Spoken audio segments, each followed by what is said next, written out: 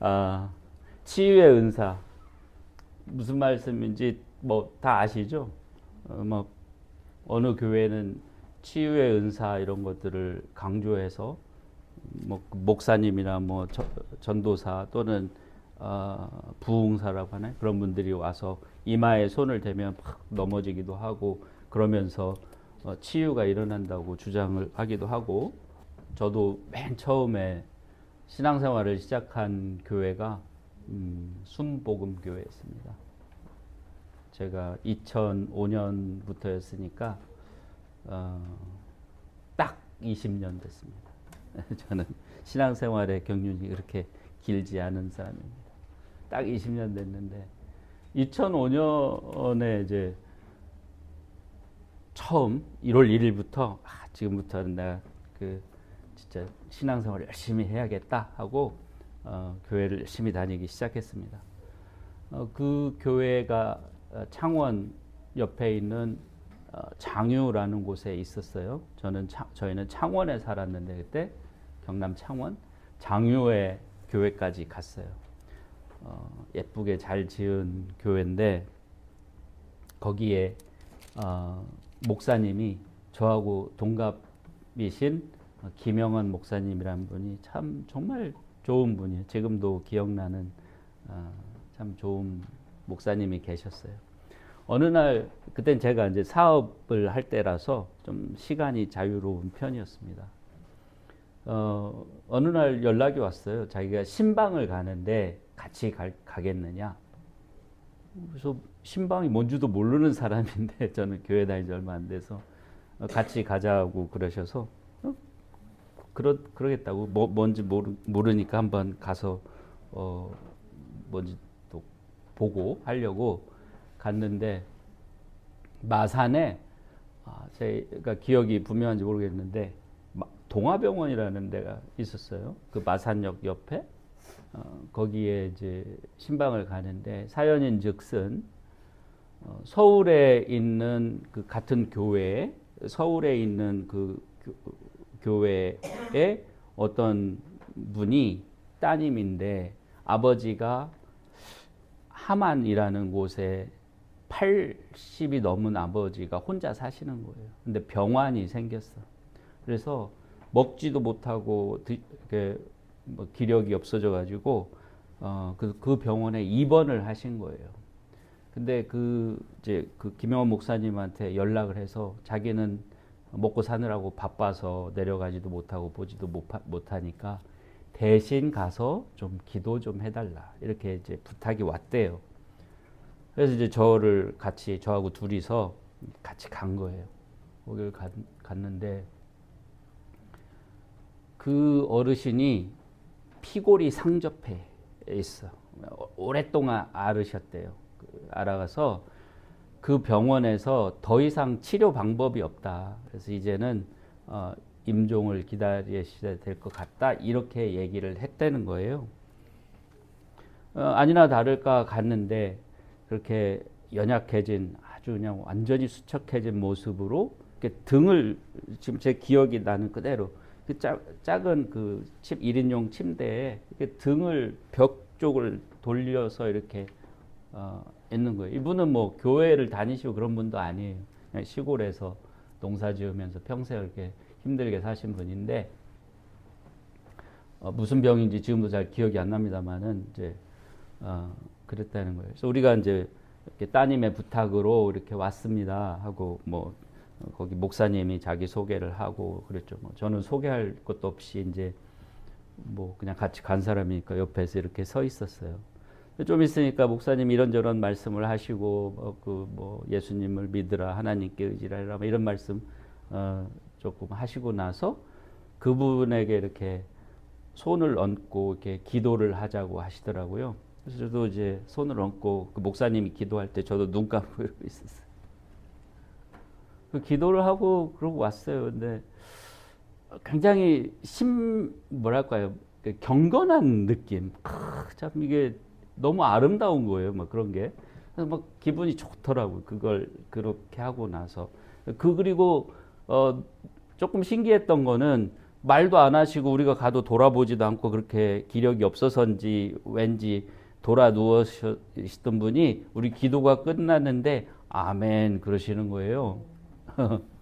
그래서 참 우리 그 목사님도 기분이 좋으셔가지고 이렇게 돌아왔어요. 나중에 한 달 정도 지났나? 그 따님이 연락이 왔어요. 그 다시 그 목사님한테. 그 아버지가 자리를 털고 일어나셔가지고 다시 농사일을 시작했다고. 기적이 일어났다고. 그래서 저는 그때 그러니까 순복음 교회의 분위기 아시죠? 막 그런 치유의 은사 이런 것들을 막 강조하고 하는 분위기이기 때문에 야 이거 혹시 내가 그때 내 손이 단 것이 뭐 능력이 전해졌나? 그래서 기적이 일어났나? 그런 생각을 했었습니다. 뭐 그런 일이 또 있었어요. 얼마 뒤에 그러니까 그 김영훈 목사님도 신방을 갈 때 자꾸 저한테 같이 가자고 하는 거예요. 또 제 차가 그때 아주 좋은 차였거든요. 아주 고급 차였으니까 또 목사님 뒤에 딱 모시고 가면 목사님도 기분 좋을 거 아니에요. 뭐 아주 저하고 친하게 인간적으로 친하게 지내셨던 분인데 참 좋은 분이.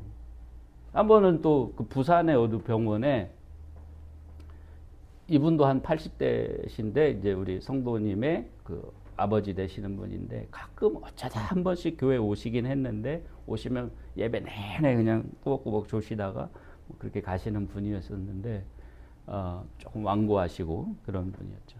신앙을 받아들이시진 않았던 것 같아요. 근데 그분이 뭐 복막염인가 뭔가 하는 그런 병이 생기가지고 이 한참 동안 교회를 안 나오시더니 이제 그 병원에 입원하셨다 그래서 이제 저희 그 신방을 가려고 하는 차인데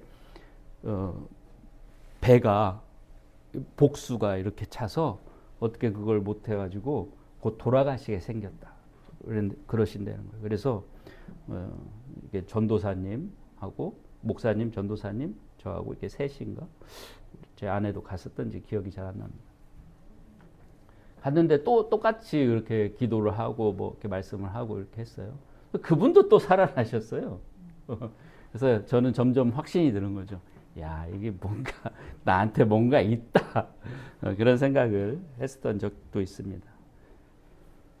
요즘에 그 아프신 분들이 많아요. 우리의 생활 습관, 그 다음에 공해, 뭐 미세먼지며 뭐 모든 것들로 인해서 그 다음에 생활에서 오는 스트레스가 이제 많은 병의 근원이고 또 이게 워낙 그 저도 이제 교회에서 일하는 것을 떠나서 직장에 가서 일을 해보니까 직장에서 돈을 그냥 주는 게 아니더라고요.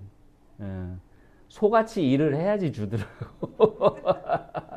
그러니까 제가 가서 교회에서 일할 때처럼 그렇게 뭐랄까 조금 여유 있게 편하게 일하면은 안 되더라고요. 저는 아침에 8시에 출근을 해서 한 5분 전에 가서 이제 이게 출근했다는 그거 찍잖아요. 찍고 나서 퇴근할 때까지 거의 그러니까 쉬는 시간하고 그 점심 시간을 빼고서는 엉덩이를 자리에서 거의 떼질 않더라고요. 이게 저도 뭘 하면 막 몰입해서 하는 편이라서 그렇게 할 일이 많아요. 그래도 다 못해요. 어떨 땐 야근도 해야 되고 다 못해서 또 조금 핀잔을 듣기도 하고 뭐 그런데 그러다 보니까 이제 병이 안 생기는 게 이상할 정도로 그러니까 나이가 들고 이제 그러면은 그럴 수도 있겠죠. 그러니까 우리의 생활 습관, 그다음에 그 삶의 그 방식이 좀 많이 강도가 높다 보니까 그래서 그런지 아프신 분들도 많고 병이 생기시는 분 또는 꼭 병이 아니라도 그런 뭔가 통증이라든지 육체적 고통을 같이 수반해서 사셔야 되는 그러한 경우들이 많은 것 같아요. 뿐만 아닙니다. 실제로 암의 발병률도 많이 높아지고 있고 그렇죠. 치료하는 방법도 많아지지만 또 그만큼 발병도 많이 되고 뿐만 아닙니다. 이게 좀 우울한 얘기를 자꾸 해서 죄송하지만 현실이 그렇죠. 우리 주위를 둘러보면 마음이 아프신 분들이 참 많아요. OECD 국가 중에 우리 한국이 우울증의 발병률이, 그러니까 우울증 환자의 수의 비율이 월등히 1등입니다. 2등하고 비교가 안 될 정도로 높은 1등이에요. 몇 프로인지 아세요? 코로나 이후에? 그러니까 정부에서 낸 통계로 볼 때 36.8%입니다. 10명 중에 3명, 4명이 우울증 환자라는 거예요. 놀랍게도 미국이나 이런 나라들은 한 6% 정도 된다고 합니다. 6%, 7% 정도. 보통 뭐 일본 이런 데도 마찬가지고. 근데 우리 한국이 유난히 높아요. 안타깝게도 반면에 치료율은 미국이 90%랍니다. 우울증이 발병했을 때 그걸 치료하는 비율이 90%. 한국은 몇 프로일 것 같아요? 치료율이. 여기서 치료율이라는 것은 우울증을 치료를 받는 사람들의 비율. 몇 퍼센트일 것 같아요? 몇 퍼센트나 내가 우울증인가 보다 하면은 병원 가서 나 우울증인지 진단받고 필요하면 약도 먹고 테라피, 그러니까 뭐 상담도 하고 이런 걸 할 것 같아요. 몇 퍼센트? 네, 딱 10%입니다. 미국이 90%인데 한국은 10%. 그러니까 나머지 90%의 이 우울증 환자들은 혼자 괴로워하는 거예요. 얼마나 힘들겠습니까? 저도 작년에 좀 그런 과정을 겪었던 것 같은데, 제가 전에 잠깐 말씀드렸듯이 암 치료하고 그다음에 직장에 어떤 큰 변화가 생기고 하면서 그런 그 과정을 좀 겪었었던 것 같은데 굉장히 힘듭니다. 제가 어떤 생각까지 했냐면, 차라리 암에 걸리는 게 더 낫겠다. 이 마음이 아픈 건요, 이거는 뭐 육신이 아픈 것은 진통제라도 있죠. 마음이 아픈 것은 어떻게 할 수가 없어요. 없더라고요. 어쨌든 이렇게 아픈 사람들이 많습니다. 그래서 치유의 은사라는 게 있으면 얼마나 좋을까, 이런 생각을 할 수밖에 없어요. 제가 정말 손대고 기도를 하면, 우리 목사님이 가서 어깨에 손을 올리고 또는 안수를 기도를 하면 그 사람이 싹 나아지면 얼마나 좋을까. 아니, 우리들 모두다가 그런 치유의 은사를 갖고 있어서 누구든지 그냥 가서 기도하고 뭐 어떻게 뭐 신방을 가서 하든 뭘 하든 하면은 그 사람들이 마음의 병이든 육신의 병이든 또는 마음의 고통이든 육신의 고통이든 그런 걸로부터 벗어날 수 있으면 얼마나 좋을까. 그런 은사를 하나님께서 주셨다고 하는 이 성경에 기록되어 있는 그런 치유의 은사가 우리들에게도 있다면 얼마나 좋을까, 얼마나 유용할까. 내 가족이 지금 고통받고 있고 내 친구, 내 형제, 내 자매가 그렇게 고통받고 있는데 내가 가서 그렇게 기도해주고 내가 그 치유의 은사를 써서 그 사람을 조금이라도 낫게 해줄 수 있다면 얼마나 좋을까. 있으면 플러스 돈도 벌잖아요. 벌 수 있잖아요. 교회도 키울 수 있잖아요. 치유의 은사. 우리 이 목사님이 머리에 손대고 기도만 하면 다 낫더라.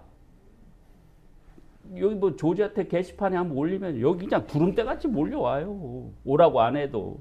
그냥 사모님, 집사님들 여기 그냥 점심 하려고 그러면 이제 밥차 불러야 돼.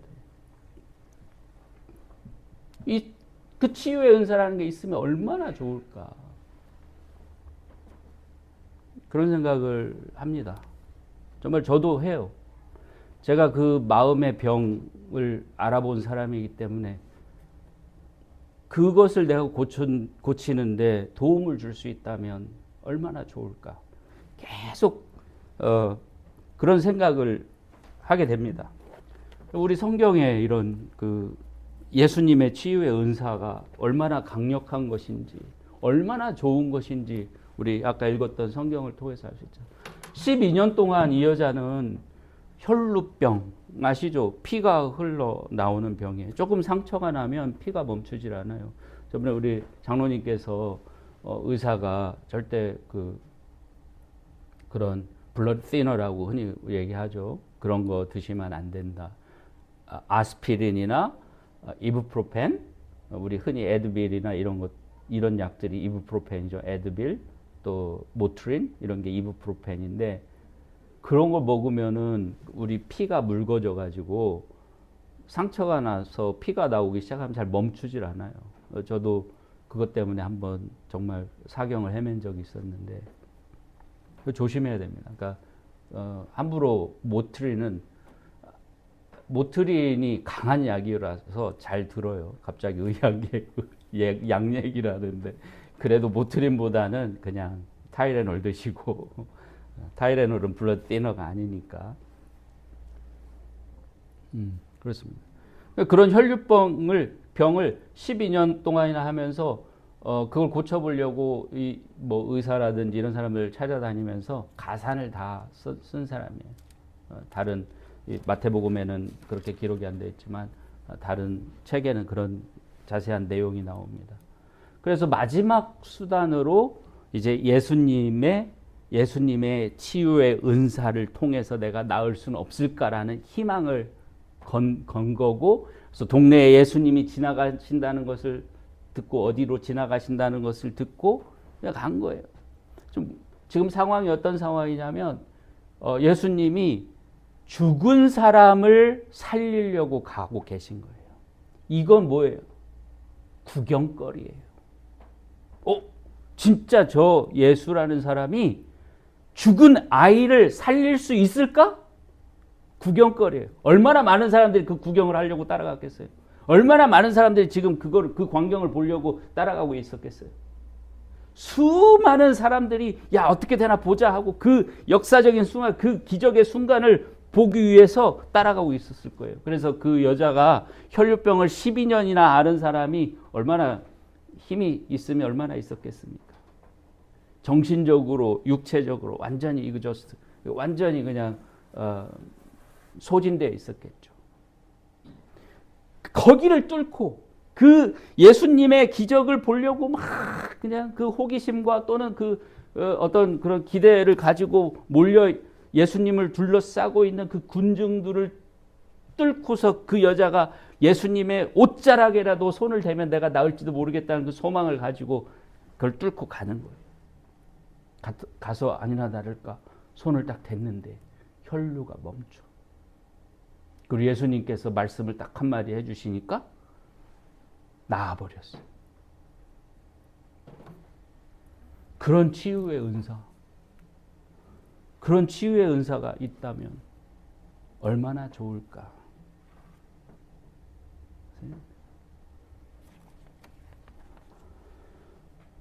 근데 저는 오늘 이렇게 치유의 은사라고 하는 제목으로 말씀을 드린 게 뭐냐면 우리 모두가 다 치유의 은사를 갖고 있다는 걸 말씀드리려고 하는 거예요. 우리 모두가 그 치유의 은사를 갖고 있어요. 여러분들 예수님과 같은 그런 치유의 은사, 기적적인 치유의 은사 그거 있으면 어떻게 쓰시겠어요? 물론 뭐 조금 돈 버는데도 쓰셔도 괜찮은데 주로 어떻게 쓰시겠어요? 정말 내 사랑하는 사람들, 고통받는 사람들을 위해서 쓰시지 않겠어요? 가장 먼저 쓰시지 않겠어요? 아니 내 가족이 지금 고통받고 있는데 돈이 문제야? 먼저 그 사람을 살리고 봐야죠. 만약에 내 자식이 그렇게 고통받고 있다면 먼저 내 자식에게 쓰지 않겠어요? 내 형제 자매 이 교회에서 만나는 매일 아는 매일 위하여 기도하는 그분을 위해서 어느 날 내가 치유의 은사가 생겼다면 그분을 위해서 먼저 쓰지 않겠어요? 내가 내 남편이 내 아내가 그런 고통 중에 있다면 쓰지 않겠습니까? 그런데 하나님께서 우리에게 다 주신 거예요. 그거를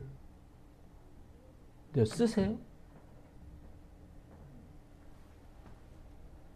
뭔지를 몰라서 못 쓰는지도 모르겠다는 생각이 들어서 말씀을 드립니다.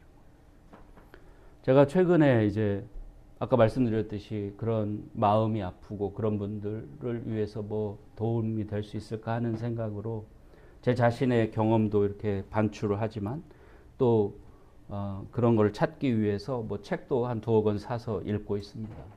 막 정신, 뭐 신경 정신, 막 그런 유명한 닥터들, 어마어마한 트라우마 속에서 막 그 유대인 학살 포로 수용소 이런 데서 이렇게 살아남은 사람이 어떻게 그 트라우마를 겪어냈는가, 이겨냈는가 하는 그것도 지금 읽고 있고 그렇습니다.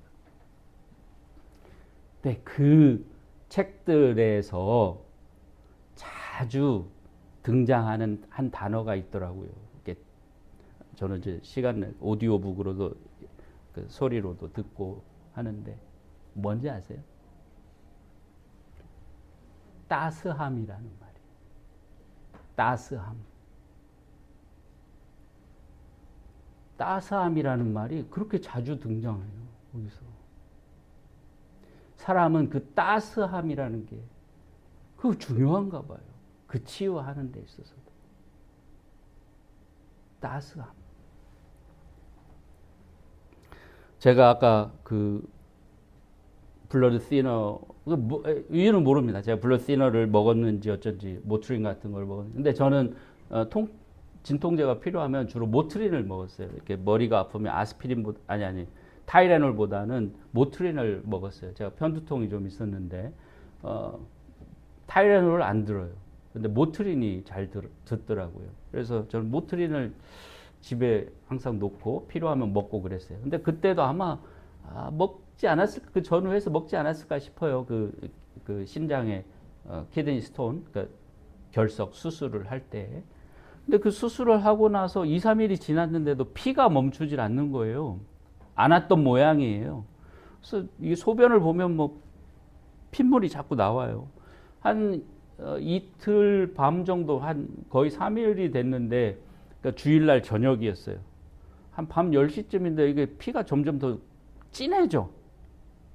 금요일날 수술을 받고 더 진해지는 거예요. 그 소변의 그 피 색깔이 막 시뻘겋다고 할 정도로 좀 이상하다 했는데 주일이어서 어디 전화해 볼 때도 없고 그냥 그랬어요. 새벽 2시에 잠이 깼는데 그때부터는 안 돼. 소변을 볼 수가 없어요. 소변이 나오려고 하면 이 아래가 터질 것 같은 거예요. 막혔어. 뭔지 모르는데 이게 막힌 거예요. 그때는 전혀 몰랐어요. 막혀서 내 몸은 이제 소변을 내보내려고 할 거 아닙니까?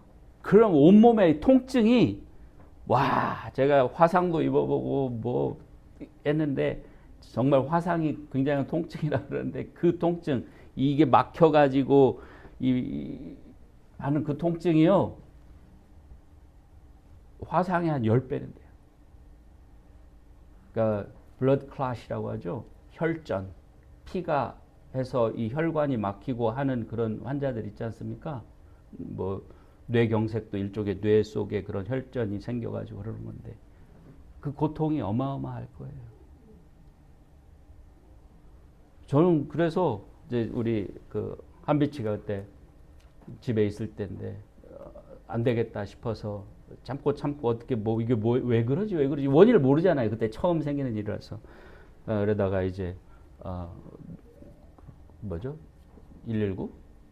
911을 불러가지고 이제 그 앰뷸런스를 타고 가면서 한 20분 정도 걸리더라고요. 병원까지 가는데 임종 기도를 다 했습니다. 이러다 죽는 거구나 하고 저는 생을 마치는 기도를 다 하고 이제 그러고 이제 병원에 도착을 했어요.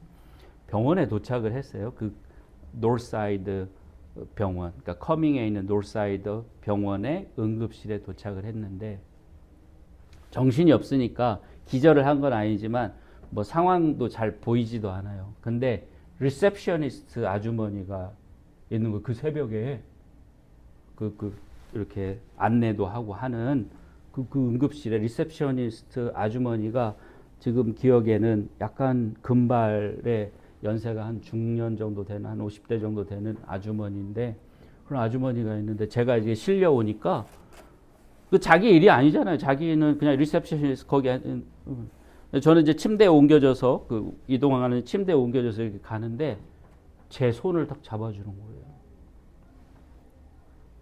계속해서 그 병실까지 따라와. 병실이 아니고 뭐 하여튼 거기까지 따라와 가지고 계속 제 손을 잡아주는 거예요. 저는 그 통증을 그 순간에도 제가 그냥 조금 그 가오를 잡으려고 소리도 안 내고 참고 있는 거예요. 참고 있는 거예요. 제가 이 통증을 참는 거는 좀 잘 참는 것 같아요. 근데 죽을 것 같이 아프죠. 죽을지도 모른다는 생각을 하고 있을 때니까. 근데 그 아주머니가 손을 이렇게 딱 잡아주는데 제 손을 이렇게 양손으로 이렇게 잡아주는데요. 그 따스함, 그 온기가 느껴지. 우리 집사람이나 애들은 못 들어와요. 거기 못 들어오잖아요. 밖에 또 그때가 그 코비드 막 그럴 때라서 2011년이라서 못 들어오고 그 아주머니가 제 손을 잡아주는데 와 그게 얼마나 저한테 큰 안정을 주고 얼마나 큰 위안을 줬는지 몰라요.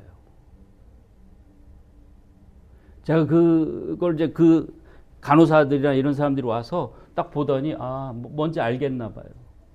왜 그러세요? 몇 가지 물어보더니 뭐 이렇게 물어보더니 막 주사기를 가져와 가지고 막 그 호스를 집어넣어서 막 빼내는 막 그 안에 뭉친 핏덩어리. 우리 선짓국 좋아하세요? 선짓국의 선지처럼 그게 뭉쳐 있는 거예요. 제 여기 방광 안에. 그걸 빼내는데 제가 헝금함을 좀 잠깐 이용하겠습니다. 요만큼 나왔어요. 요만큼. 사람이 진짜 여기여서 아래여서 그렇지 심장이나 이 주변에 열었으면 가는 거죠. 그냥. 근데 그때 제 손을 잡아주던 그 따스한 그 손이 그 과정을 저를 버티게 해주더라고요. 치유의 은사예요. 그게. 우리가 다 갖고 있어요. 따뜻한 손. 따뜻한 손. 손보다 더 좋은 거. 안아서 어루만져주고 우리 온기를 전해주는 거예요. 내가 너하고 함께하고 있어. 너 혼자 아니야. 넌 혼자가 아니야. 확인시켜주는 거예요. 옆에서 기도해주고 손잡고 기도해주고 제가 그 처음에 말씀드렸던 그 어르신 그 다음에 두 번째 말씀드렸던 그 어르신 제 손끝에 무슨 능력이 있어서가 아니라 제 손끝에 있는 그 온기가 또 거기 찾아온 그 마음이 그리고 거기서 간절히 기도해주는 그 목사님의 기도가 그 사람을 위로하고 그 사람에게 삶의 희망을 주고 견딜 수 있는 힘을 준 거예요. 그 작은 순간, 그 짧은 순간에 일어난 그 변화가 그 사람을 살릴 수도 있는 거예요. 여러분, 한강 다리에서 뛰어내리려고 하는 그 사람들을 살린 이야기들이 우리 있잖아요. 제가 구체적인 것은 기억이 안 나지만. 어떤 사람은 야, 너 죽을 용기로 살아라. 이 말 한마디에 다시 돌아서 내려와서 다시 살고 용기를 내서 더 성공하고. 그런 이야기들이 있잖아요.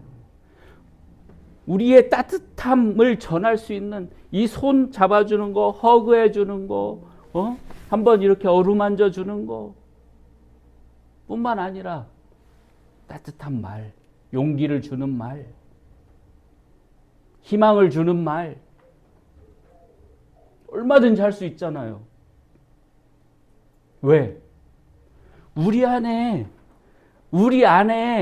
그 은사가 있어요. 그 은사가 뭐냐면 우리는 예수님을 보고 알아요. 예수님으로부터 우리가 그 도움을 받아서 그 도움이 얼마나 엄청난 힘을 가진 것인지 알아요. 우리는 그걸 알기 때문에, 그리고 그런 마음을 가지고 있기 때문에 베풀 수 있는 거예요. 나눌 수 있는 거예요. 안 쓰면 안 돼요.